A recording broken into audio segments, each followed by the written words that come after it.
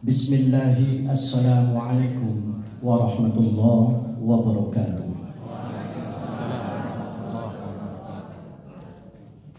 Alhamdulillah, wassalatu wassalamu ala rasulillah, wala hawla wala quwwata illa billah. Ashhadu an la ilaha illallah wahdahu la syarika lah, wa ashhadu anna Muhammadan abduhu wa rasuluh. Amma ba'du. Hadirin kiram al-mukarramun, Bapak Direktur GTK, Bapak Dr. Muhammad Zain, Bapak Anis Mashkur selaku Ketua Panitia sekaligus sebagai Kasubdit, Bapak Abdul Rauf selaku PMU World Bank, Bapak dan Ibu dari konsultan sekaligus dari tim pengembang dan instruktur nasional yang hadir pada kesempatan kali ini, serta Bapak dan Ibu sekalian fasilitator provinsi program pengembangan keprofesian berkelanjutan sebagai peserta rekrutmen baik unsur madrasah aliyah, madrasah sanawiyah maupun madrasah ibtidaiyah, dari kalangan guru, kepala maupun dari kalangan pengawas. Izinkan pada kesempatan kali ini saya menyampaikan puji dan syukur kepada Allah. Alhamdulillah, setelah 3 hari kita bersama dengan berbagai macam suasana yang kita rasakan, malam ini kita telah akhiri. Yang kedua, salawat serta salam semoga tetap terlimpahkan kepada junjungan Nabi besar kita, Nabi Muhammad sallallahu alaihi wasallam. Saya punya tugas menyampaikan 2 hal. Yang pertama adalah tugas menyampaikan kesan, yang kedua adalah tugas menyampaikan pesan. Kesan itu bisa panjang, bisa pendek. Pesan juga sama, bisa panjang dan bisa pendek. Tergantung dari siapa yang mau menceritakan. Saya ingin menyampaikan kesan pertama cukup luar biasa. Pada malam hari ini kita dapat keberkahan ilmu. Wabil khusus dari Bapak Dr. Muhammad Zain selaku Direktur GTK yang begitu luar biasa hasanah ilmu pengetahuannya sehingga kita malam ini dapat pencerahan. Mudah-mudahan oleh Allah beliau diberikan keberkahan, amin, dan diberikan umur panjang. Amin. Kesan yang kedua saya sampaikan kepada seluruh segenap unsur, khususnya Ketua Panitia, pihak konsultan dan tidak lupa Pak Abdul Rauf selaku Manajer PMU, dan juga pihak LSP, instruktur nasional yang telah ikut serta mensukseskan kegiatan ini. Dan kita sepakat bahwa instruktur nasional yang hadir dan telah berbagi ilmu kepada kita semua adalah mereka instruktur-instruktur yang hebat. Betul, Bu?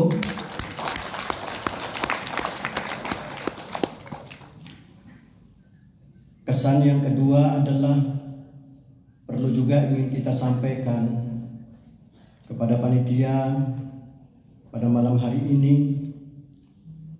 Rada khawatir, Pak, sebab di mejanya tidak ada air putih begitu. Dari tadi menunggu dikira ada air putih minimal 1 botol. Tapi tidak apa-apa, itu bagian daripada evaluasi. Kan saya suruh menyampaikan kesan. Mudah-mudahan ke depan ada perbaikan buat kita semua. Kesan berikutnya ini kesan berupa pesan. Kalau kesan berupa pesan itu ada yang membisiki saya, tolong Pak Munif sampaikan juga bahwa kalau bisa menunya dalam makan itu diganti, jangan ayam terus-menerus.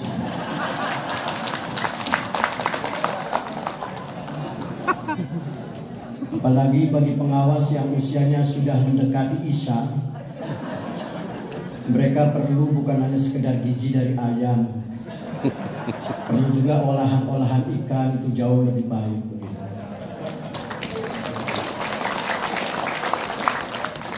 Jadi bukan hanya sekedar hidup perlu variasi, ketika makan pun perlu ada variasi. Ada titip pesan juga Pak, dari yang saya sampaikan buat kesan ke panitia. Bila perlu untuk snack dirubah, jangan karbo terus, diganti buah-buahan. Kira-kira itu kesannya, tapi saya secara penuh dan dari kawan-kawan semua ingin menyampaikan bahwa itu adalah hanya bagian kecil sebagai bentuk koreksi bersama. Tapi dari semua jenis pelayanan sudah dilakukan secara maksimal dan saya beserta Bapak dan Ibu patut untuk mengapresiasi atas upaya yang dilakukan. Yang kedua, saya baru ingin menyampaikan pesan. Tugas kita sebagai fasilitator itu adalah bagian daripada tugas melaksanakan fungsi manusia yang di dalam Al-Quran memiliki dua fungsi. Pertama adalah fungsi ketuhanan dan yang kedua adalah fungsi kekhalifahan. Ketika masuk pada wilayah fungsi ketuhanan, maka fungsi manusia adalah untuk beribadah dalam konteks hablum minallah, yang pada gilirannya akan melahirkan manusia yang menjadi kesalehan pribadi. Tetapi ketika menjalankan fungsi kekhalifahan, yakni yang menyangkut dengan hablum minan nas atau hablum minal alam, maka akan menjadi manusia pribadi yang memiliki kesalehan sosial. Tentu ketika Allah memberikan tugas yang cukup berat itu, semata-mata tidak dibiarkan, tapi sudah disiapkan dalam konteks pribadinya dengan potensi, yang kedua dengan alam sekitarnya untuk mengolah. Potensi atau sering disebut dengan diistilahkan konteks pendidikan itu adalah namanya fitrah. Di dalam Kamus Al-Munjid, karangan Louis Ma'ruf mendefinisikan bahwa fitrah itu al-fitratu allati yattasifu biha kullu mawludin. Fitrah itu adalah sesuatu yang melekat pada diri manusia semenjak dia lahir. Al-Ghazali menyebutkan tiga fitrah manusia. Pertama adalah akhlun, yang kedua jismun, yang ketiga adalah qalb. Ketiga potensi ini kemudian dikembangkan, dan proses pengembangannya lewat pelatihan, lewat pendidikan, lewat bimbingan. Jadi kita sebagai fasilitator sesungguhnya adalah dalam kerangka untuk menjalankan tugas pengembangan kompetensi, pengembangan potensi untuk mencapai kompetensi. Pesan yang kedua adalah tentu dalam melaksanakan upaya pengembangan kompetensi ataupun potensi, ada beberapa hal yang perlu untuk menjadi pertimbangan dan disarankan. Pertama, jadilah kita sebagai orang fasilitator yang memiliki pengaruh terhadap apapun yang kita lakukan dalam konteks pelatihan. Sebagaimana dalam ilmu nahwu itu, ketika sudah ada huruf kana, huruf jer, maka dia punya pengaruh yang cukup besar. Kalau kana dia punya tugas tarfa'ul isma wa tansibul khobar. Jadi kalimat zaidun qa'imun ketika dimasuki kana menjadi zaidun qa'imun. Dan itu selama itu adalah pengaruh.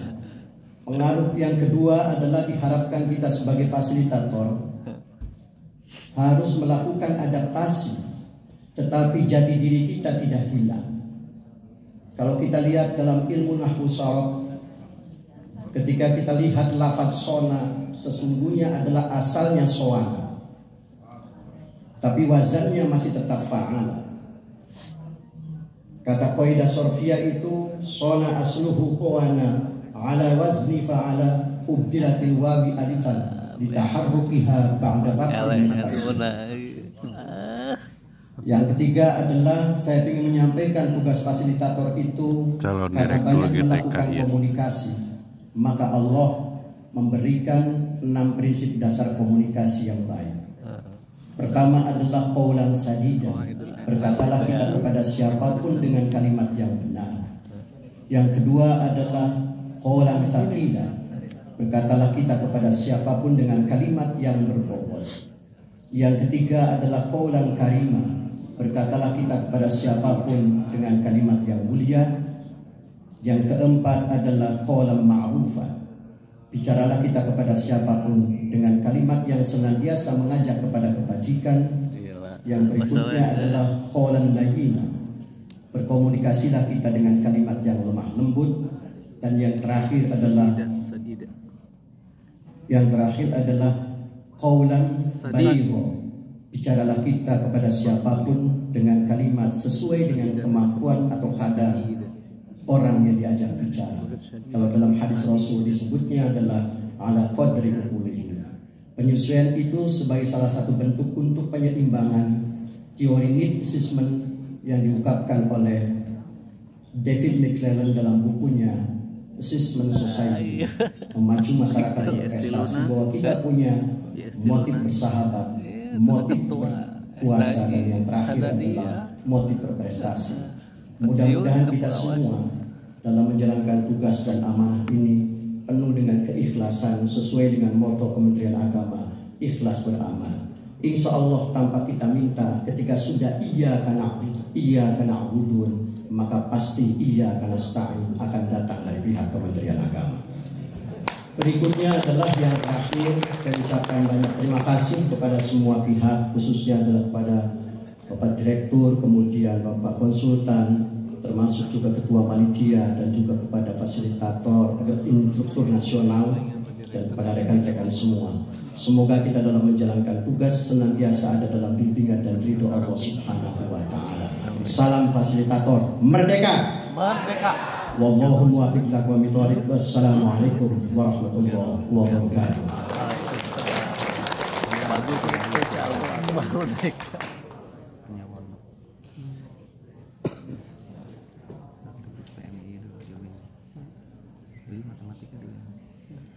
Terima kasih kami ucapkan kepada Bapak Amin atas pesan dan kesannya yang luar biasa. Makasih Pak Kanwil.